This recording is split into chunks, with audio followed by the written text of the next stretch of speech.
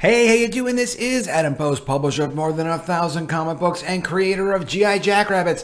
I was inspired to do G.I. Jackrabbits when I was 15 years old. I self-published it. It was my first independent comic book based on the success and the excitement of Teenage Mutant Ninja Turtles. It was really an exciting thing. April O'Neil, though, is now being race-swapped from a white redhead character to a black character. And why are they doing this? They're doing this because they seem to do this with all the white characters lately, and I'm not really quite sure why they're doing it.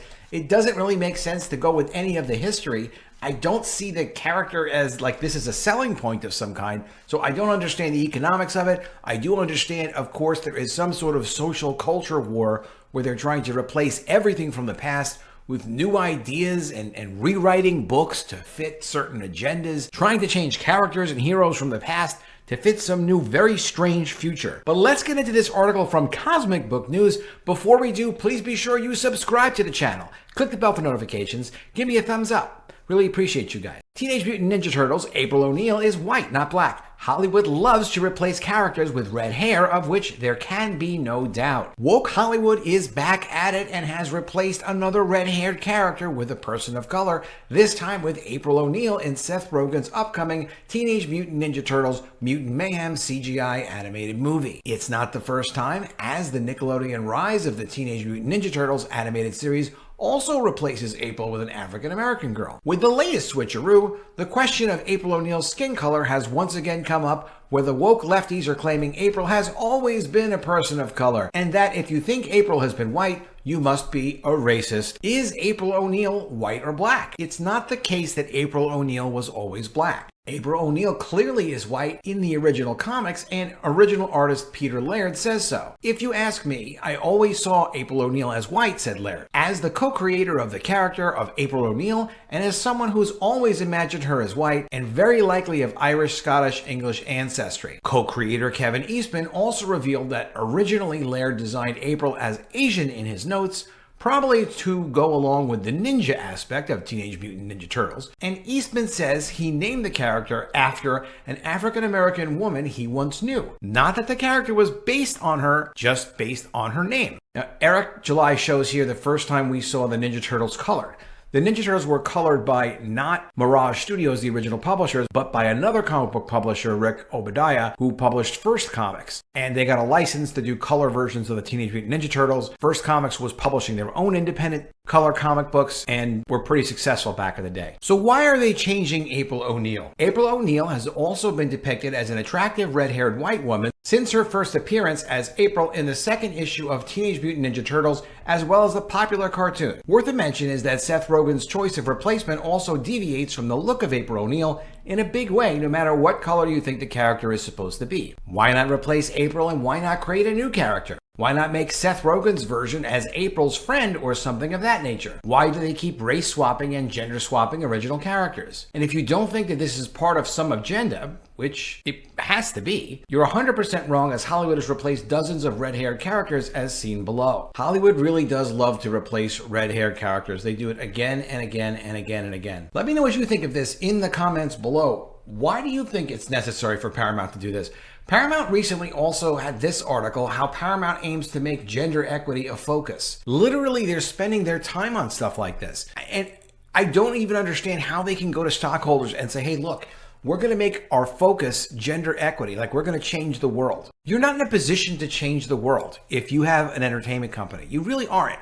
Yes, you can get rid of some characters, you can do some race swapping if that's really exciting for you, but it's not changing the world. But what Paramount's going to do is they're going to take their resources and reorient themselves around doing this, trying to ensure that all their employees feel empowered at work to share their ideas and their perspectives. Okay, well, that doesn't actually work in a company, especially with thousands and thousands of employees and with people who have different expertise.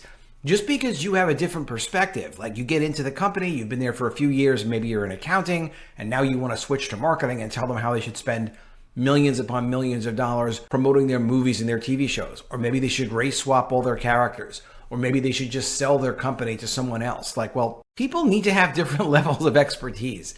When you go to a doctor, you don't expect a doctor to just say, you know what, before I give you a diagnosis, let me just ask someone who's cleaning the place up, or let me ask someone who's an accountant, and that accountant can then come and give you some advice on what you should do medically.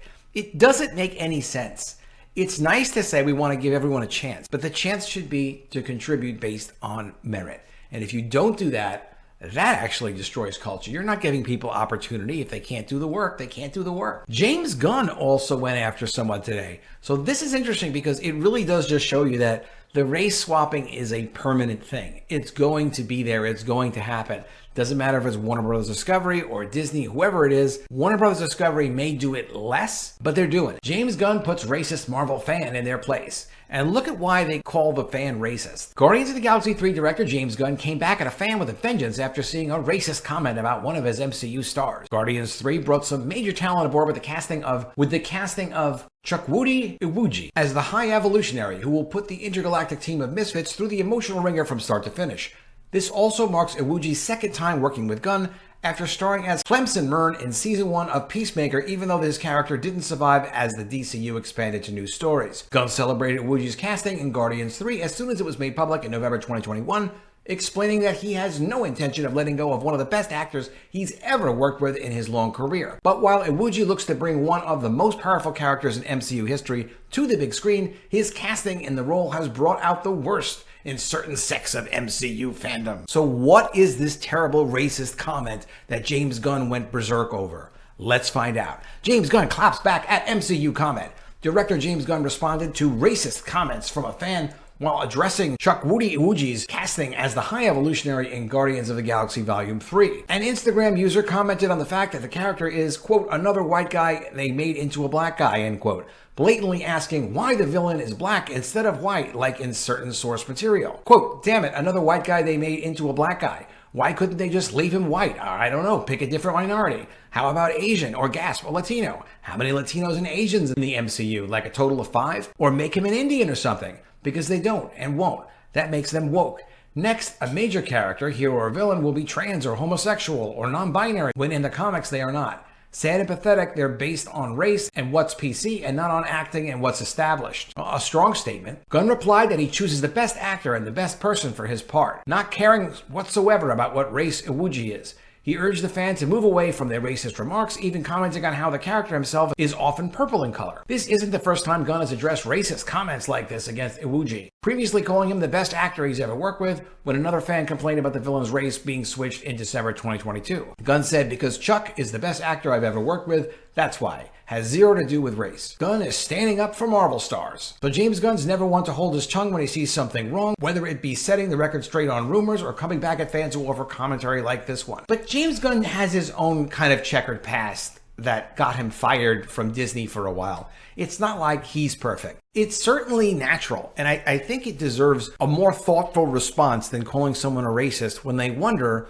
what are you doing race swapping characters only in one direction, like literally every time, all the time? It does deserve some sort of a respectful response to fans, because it's the fans that make the content exist. I don't really understand how you can comment that someone is racist just because they're saying, hey, what are you doing? Why is every character switching from one race to another race when the source material didn't call for that? It doesn't seem to make sense. So how about an explanation? And if you're an elevated individual like James Gunn is, putting himself out to be, and you're so focused on just the talent and the performance, like, okay, so explain it better than that. Explain it in a way that people would understand.